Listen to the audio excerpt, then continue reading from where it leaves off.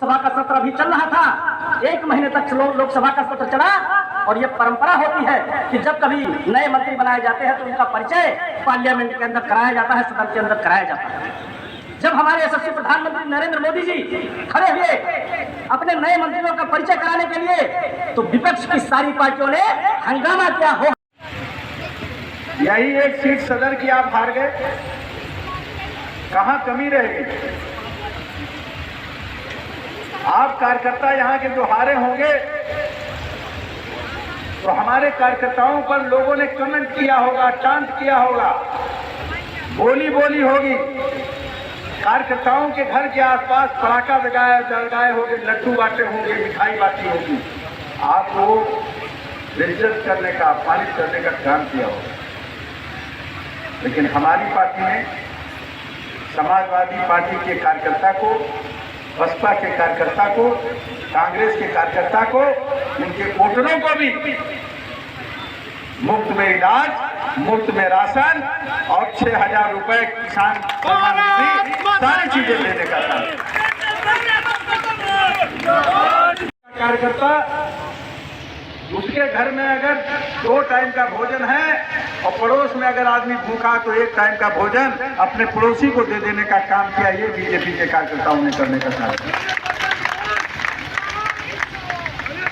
भाजपा का है कि संगठन ही सेवा है, सेवा ही संगठन है, सेवा ही संगठन है। उसके तहत बीजेपी के कार्यकर्ताओं ने तन मन धन से अर्पित करके प्रयास किया कि कोई भी व्यक्ति भूखा न रहे, सबको सुविधाएं मिले, सबको भोजन मिले। ये काम बीजेपी के कार्यकर्ताओं ने किया। आपके यहाँ और परसों उन्नाव में लोग इस जन आशीर्वाद यात्रा में शामिल होने का काम किया। साथियों, आज बीएसपी क्या कहती है? हम ब्राह्मण सम्मेलन करें। बीएमडी का नारा देती है, बी से ब्राह्मण, एम से मुस्लिम, डी से दलित। आज दलित समाज के लोग 60% मायावती जी के साथ छोड़ चुके हैं। क्यों? क्योंकि 9 अगस्त 2008 को लखनऊ के रमाबाई अंबेडकर मैदान में मायावती जी ने बोला था कि मैं जब तक जिंदा हूं तब तक मैं अध्यक्ष, जब मैं नहीं जिंदा रहूंगी तो मैं अपने से 18 साल कम उम्र के एक लड़के के नाम पार्टी की वसीयत कर रही हूं, जो मेरी बिरादरी का है, वही केवल अध्यक्ष बनेगा। दूसरा जो है उनकी बिरादरी का भी आदमी अध्यक्ष नहीं बन पाएगा।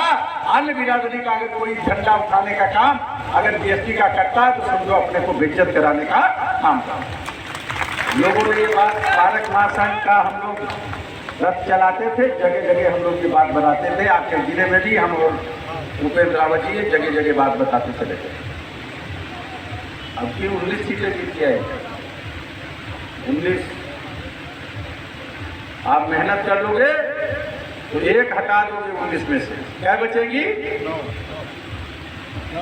डॉक्टर अंबेडकर के सिद्धांतों का, उनके जातिवादी सम्मेलन करा करके बीएसपी डॉक्टर अंबेडकर के मिशन को हाथी के चुनाव निशान का जो हाथी है उसके पैरों के नीचे कुचलने का काम कर रही है। अंबेडकरवादियों को बदनाम और बेइज्जत करने का काम बहुजन समाज पार्टी की अध्यक्ष सुप्रीमो मायावती जी कर रही है।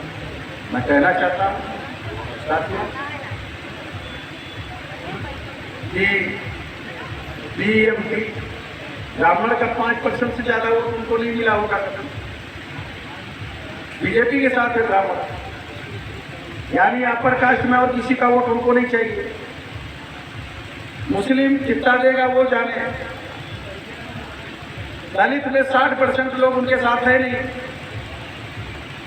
और बैकवर्ड की बात किया नहीं, मतलब बैकवर्ड के लोगों की वोट उनको नहीं चाहिए।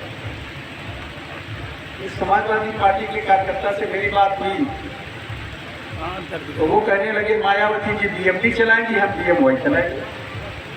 हमने कहा बीएमवाई क्या है?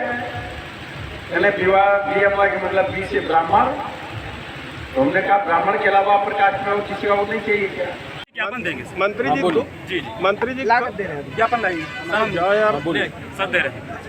मंत्री जी, कल से आप जन आशीर्वाद यात्रा निकाल रहे हैं, कितना लोगों को आशीर्वाद मिला है? लाखों लोगों का आशीर्वाद बाराबंकी जनपद में मिल चुका है।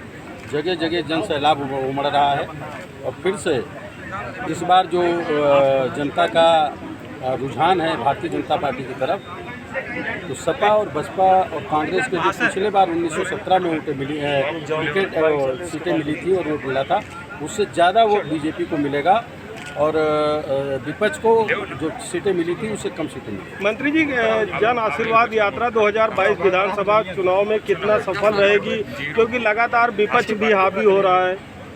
100 में 100% जो है हमको फ़ायदा मिलेगा और विपक्ष हावी नहीं हो रहा, केवल हल्ला मचा रहा है पार्लियामेंट में भी और सड़क पर भी। भाजपा से ब्राह्मण नाराज है, बीएसपी ब्राह्मण सम्मेलन कर रही है, इसका क्या असर पड़ेगा? कोई ब्राह्मण भाजपा से नाराज नहीं है। जो बीएसपी और सपा में पहले के कार्यकर्ता हैं वही लोग ये हल्ला मचाते हैं। 90% 95% ब्राह्मण का वोट बीजेपी के साथ। कल विधानसभा संसद के दौरान सपा कार्यकर्ताओं ने महंगाई को लेकर बड़ा बवाल किया, क्या कहेंगे इस पर? कुछ का नहीं बवाल किया, वो तो सड़क पे नाटक कर रहे थे, कंडोलेंस हो गई थी और विधानसभा में कुछ बोले ही नहीं। वो गलत तरीके की बयानी करते हैं, केवल लोगों को नई नई चीज़ें, ऐसी चीज़ें ले जा करके दिखाना चाहते हैं कि जनता उनके चीज़ को सुने और देखे। जनता के लिए उन लोगों ने कोई काम नहीं किया। कोरोना के पीरियड में सपा बसपा के कार्यकर्ता नेता घरों के अंदर दुबके बैठे रहे। भाजपा का कार्यकर्ता ही केवल कोरोना से निपटने के लिए लोग पीड़ितों की मदद करने में नज़र आया और उसी ने साथ देने का काम किया।